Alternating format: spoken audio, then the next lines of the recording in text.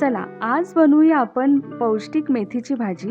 जे लोक मेथीची भाजी खायला मागत नाहीत ते सुद्धा आवडीने खातील. एखादी चपाती जास्तीचीच खातील ह्याची गॅरंटी आहे मला. अशा प्रकारे नक्की ट्राय करून बघा. पहिलं तर मी मेथी छान निसून घेऊन धुवून घेतली. त्यानंतर आपण ह्याचं वाटण तयार केलं. त्यासाठी लसूण, हिरवी मिरची आणि टोमॅटो बारीक करून घेतला. आपण कांदा ब्राऊन होईपर्यंत परतून घेऊन यामध्ये हे वाटण टाकून पुन्हा तेल सुटेपर्यंत परतून घेतलं आहे.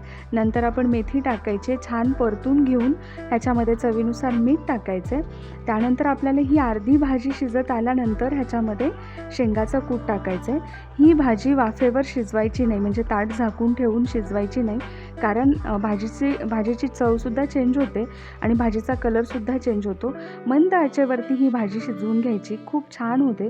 15 ते 20 मिनिटात भाजी बनते. तुम्ही नक्की ट्राय करा. माझे व्हिडिओ आवडत असतील तर व्हिडिओला लाईक, कमेंट, शेअर करा आणि जाता जाता सबस्क्राईब करायला विसरू